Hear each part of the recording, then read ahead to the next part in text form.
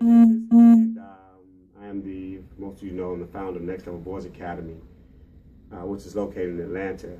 And I decided to do a video with my son today because with all the shootings that's going on with police officers around the world, this morning when Gary came into work, he asked me, did I hear about the shooting in, was it Minnesota? Mm-hmm. Minnesota.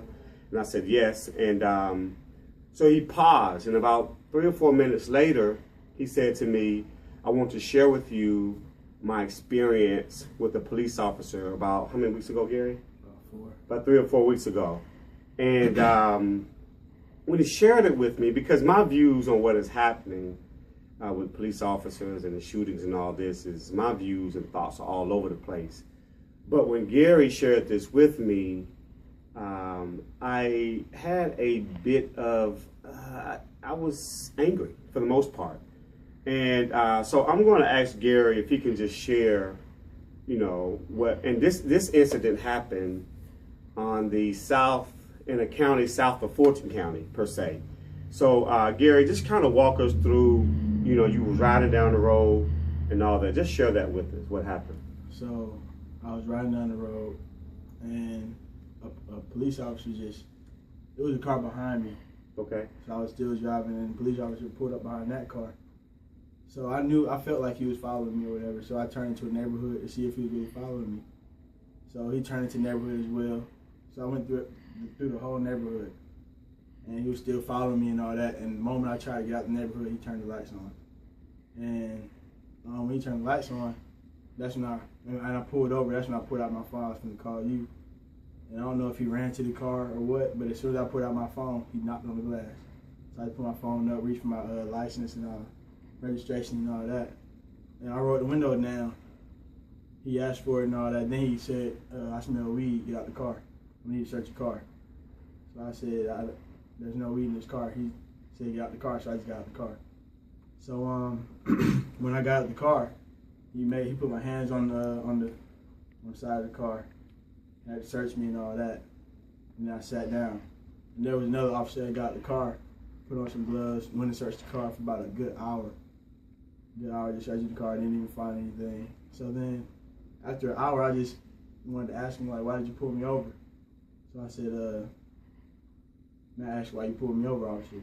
He said, you didn't have your seatbelt on. I said, I did have my seatbelt on. He said, I'm not going back and forth with you.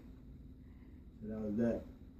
So you said he pulled you over because he said, but I don't understand how he could follow you through an entire neighborhood and all of a sudden realize you didn't have your seatbelt on. But you said that the officer said something to you. He said, did he ask you, what are you going to do with your life? What did he say to you? Yeah, he said, you have anything planned with your life, or you have anything, like, what are you doing with your life? I said, yes, I'm going to college on a football scholarship. And when I said that, it seemed like his attitude just changed. Okay. And he said if he found a seed, what did he say about that? He said, if I would have just found a little crumb, that would just messed up your whole life. And then he said if he was something, if he was a ASS about it. Yeah, if he wanted to be an a-hole, he would just put on some gloves, went through all the dirt in the car to just look for one seed, one crumb, just to mess up my whole life. He would have did that. So let me ask you this. When you were sitting out there on the curb, what were you thinking? Like, is this real? Is this... It felt like it wasn't even real. Like, why me? Out of all the cars that went by. Well, did you have anybody in the car with you? I didn't have nobody in the car. It was just me. Were you playing loud music? My radio don't work. Okay, yeah, right. Your radio don't work. And the interesting thing about him smelling weed, I'm assuming you had those air fresheners that I bought, the Black Magic that I bought for you. Yeah. So, you know, if he smelled weed and the smell weed through Black Magic was, were you, so let me ask you this, Gary. You said something to me that, this is the part that really just set me off. When you said to the police officer, can I get my phone and call my dad? Yeah, I was sitting on the curb, and I just asked him, I said, now call my father. He said, no. I was like, why not? He said, you're 18, you're a grown man, you don't need to call your dad. He was like, if you were 17, I would let you get a phone call. I was like, is this a phone call to my father? He was like, shut up, stop talking. So I just shut up. Okay. And I really don't want to say what county this was in. I'm sure people will ask.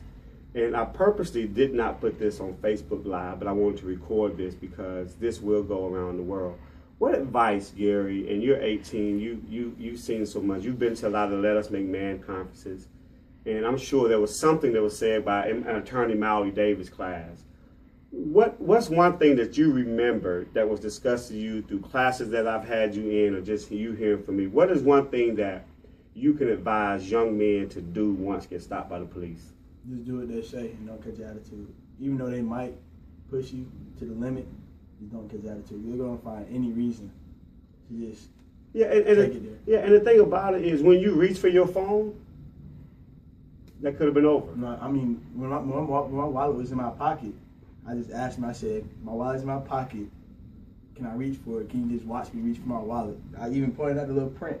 It was a wallet. And he said, okay, just go slow. So I just reached for it while looking at him. I just gave him my license. Did he have his hand on his gun or anything? Mm-mm. It was 2 cops with him. So they searched you, and they searched all that because they said they smelled marijuana, which that's the only reason. Because other than that, you already know that a cop don't have probable causes. I mean, you can't search your car unless you have probable cause. I just feel like they could just say whatever they want. So that was your first time experiencing that. How'd you feel, man? I can't even describe how I felt. I felt disrespected. But do you? And I asked you this earlier today, and maybe you could tell me now. Why do you think the police officer pulled you over? I was black. Were you speeding? I wasn't speeding. You had a seatbelt on. Seatbelt on. And he followed you through an entire neighborhood, and you went around a cul-de-sac, and he came out. So here's my thing. What advice you want to give to young men? And I think you said that earlier. But the thing that upsets me the most about this is it doesn't matter if your son comes, it doesn't matter if your son is portrayed to look like a gangster. It doesn't matter if your son is a straight A student, an honor student.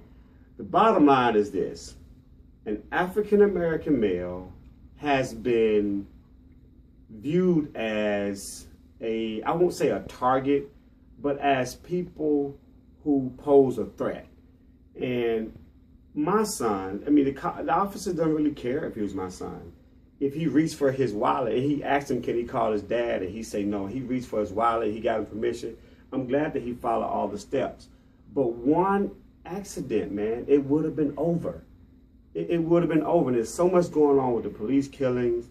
And I'm so glad, and this is why I have said to you time and time again, that the things that I have put into your life are not going to add up until you get older. It didn't make sense when I was saying this when you was 8 years old, 9 years old, in middle school, in high school. And now that you're about to go off to college and experience this life. And I just want to say to you and all the young men out there, if you're stopped by the police officer, as soon as you can, get caught. When you see the light go on, get on the phone. I know you say you wanted to do that, but when you see him pull up behind you, get on the phone. So, but Gary, this happened 4 weeks ago. Why are you just telling me? I just remember about all the shooting that just happened, and the police officer, police brutality, and all that. But it's not normal for a police officer to put you through that and you not let me know.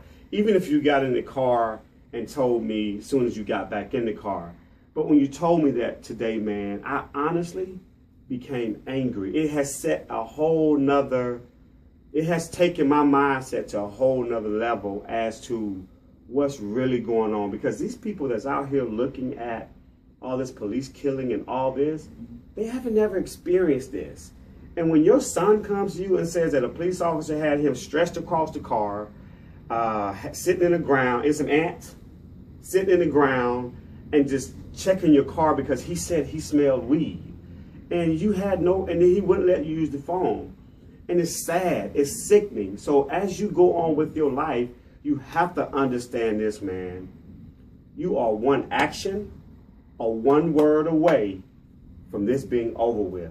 This is just not for police officers. This is confrontation and dealing with people. It's the same way. Hey, man, it ain't worth it. Just walk away. So I just want to say to you all that, hey, I'm really concerned, and this has hit home for me.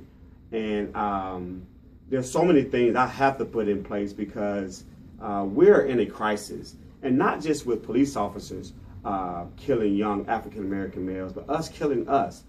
And I believe one day that we're all going to come together and turn and look that way, and then this world is going to be in a situation when we all pull together, because most things are happening to prevent us from pulling together. But there's a lot more going on in the world than what's going on in Baton Rouge and in Minnesota. And thank you all for your time. Please share this. Share it. Tag somebody. Share this story, because people need to hear it happened to me. I work with boys every day, 250 a year, and my son been holding this story for 4 weeks, and he said this to me today. I became angry. So share this story. Teach your kids, because if you have a son that's driving or a daughter, they're going to eventually have some type of run-in with the police. And this was just innocent, wasn't speeding, just doing everything he had to do. And thank you so much.